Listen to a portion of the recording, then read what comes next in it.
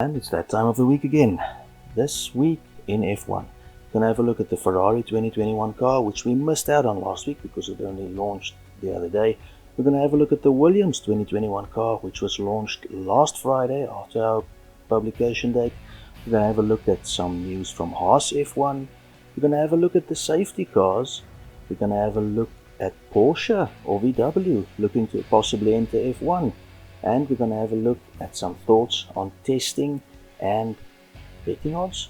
Well, I'm against gambling, but there's some interesting things to be seen here. First up, the Ferrari Sf21. Well, visually, this is a good looking car.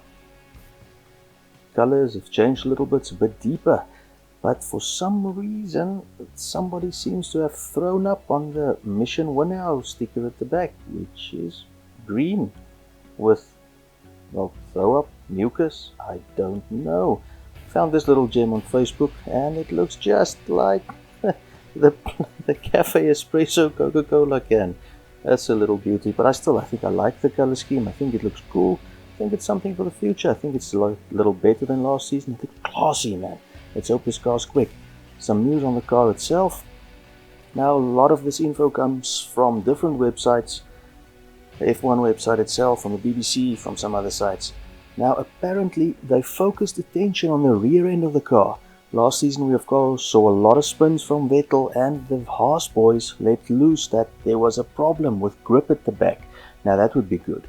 As they've spent time fixing that, maybe they could keep the car on the track. According to Enrico Cardile, head of the chassis department, they focused a lot of time on the rear end of the car. A new transmission and suspension with a tapered rear end, more of a taper, moving more of a tapered kind of shape. Guess it would improve drag. Let's see. Let's hope it works.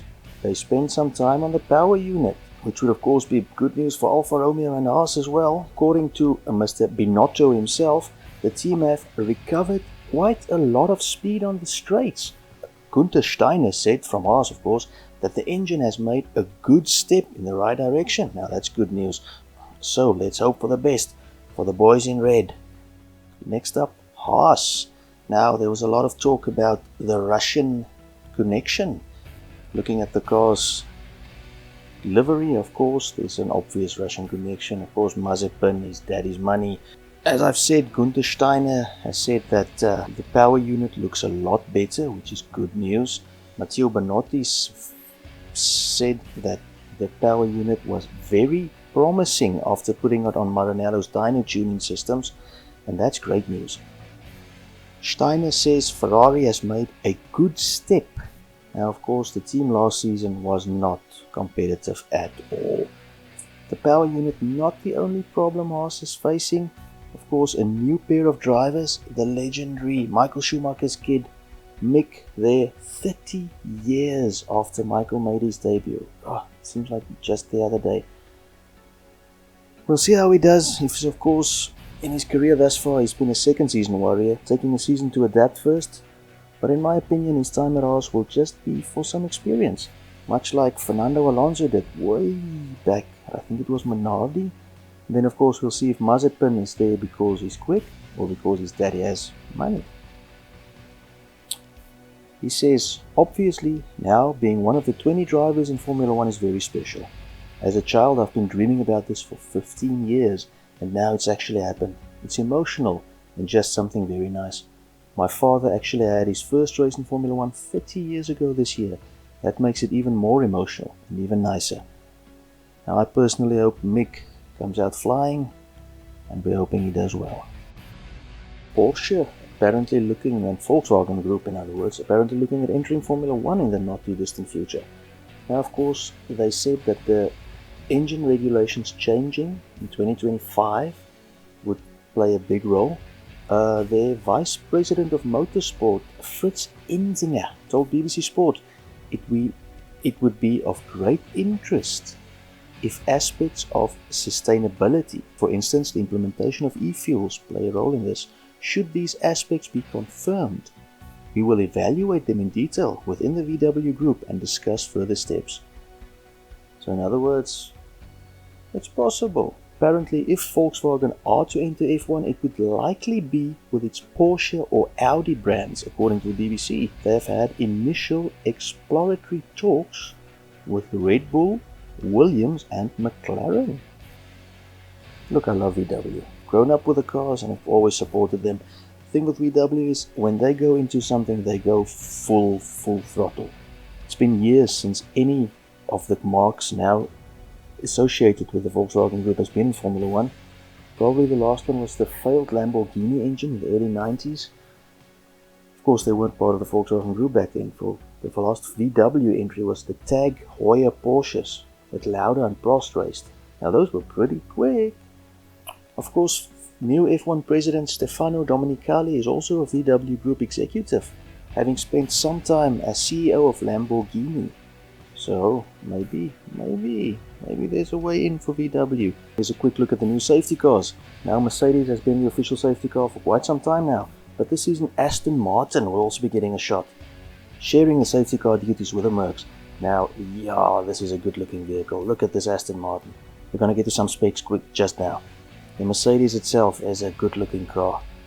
For obvious reasons, the safety car has to be quick to allow the Formula 1 cars not to overheat while following the safety car. But also Racing Green Vantage that's being used as a safety car is a 4-litre twin-turbo V8. 0 to 60 in 3.5 seconds. My soul, that is quick.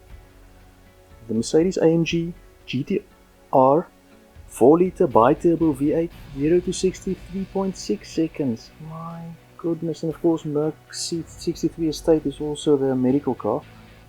These are good looking cars, these are quick cars, but let's have a look at the not so incredibly distant past safety cars. San Marino 94. Unfortunately the race that Ayrton Senna died. And there is Senna on the picture, but look at that safety car. It's an Opel Vectra. That's a joke, it's like your grandmother's car. Goodness gracious me. In 96, I think it's 96, there's little Renault. Was it a Clio? Yeah, it's 96. Look at this Schumacher #1 Ferrari at the back there. Old Renault Clio. Now, have a look at what we have now and what we had then. You sure can be glad we've moved on, eh? This is like they stole your grandmama's car and took it to a safety track. 2021 car. Of course, last week we missed the launch. Well, we're the only ones who missed the launch. Of course, the thing was hacked and the car was leaked everywhere 2-3 hours before it was launched, even longer. George Russell says the car's come a long way. They've focused up on tidying up all aspects of the car. It's a lot quicker. Russell's taken it on the track. They say it feels better. They say it's a lot to be expected. Now, they were horrible last season, so there really is only one way, and that is up. But here's hoping that Williams can get back to winning ways. The FW43B, of course, the first car launched without Sir Frank's input. It is a bit sad for such a legendary team, but let's hope they can get back to winning ways. I've never been a Williams fan, but a stronger field is a better field, in my opinion always. Of course, the car is not good looking. It's obviously based on the 96 Damon Hill car, championship winning car. You see with the color scheme, it's based on that car. They're trying to recapture old glories. But in my opinion, it looks like this pod racer from the old Star Wars pod racing game. Yeah, it is but ugly. That's my opinion. Now I am incredibly opposed to gambling. I think that it literally steals food out of kids' mouths. But let's have a look at the betting odds and see what's happening. What do people think? Who will win the championship? Of course, the favorite, Lewis Hamilton. Second favorite, Max, 5-1. Bottas, 8-1. Perez, 15. And then George frickin' Russell, 23. George Russell. They give Leclerc odds of 34. Give Vettel 81. Raikkonen 501. Latifi, George Russell's teammate, 1501. But they give George Russell 23-1. So I don't know if these people know something that I don't know. I don't know if somebody's planning on breaking Lewis Hamilton's legs or getting Valtteri Bottas fired. Don't know how they're giving him 23-1. Maybe this is a huge worldwide prank, but there it is in front of you. You can have a look at the rest yourself. Please don't gamble. But yeah, thought this was interesting. The big news, of course, this week is testing. Now, we haven't had a look at the cars yet, but if you can, go have a look. hit us up in the comments, give some feedback. And yeah, let's hope that we're going to have a good season. Let's hope the other cars are closer to the Mercs and that we'll see some proper racing. Not just a midfield battle like last season, but some proper racing. Somebody, anybody getting closer or even beating the Mercs. But that's it. That's a wrap up for this week's episode. Hope you enjoyed it. Sub if you haven't.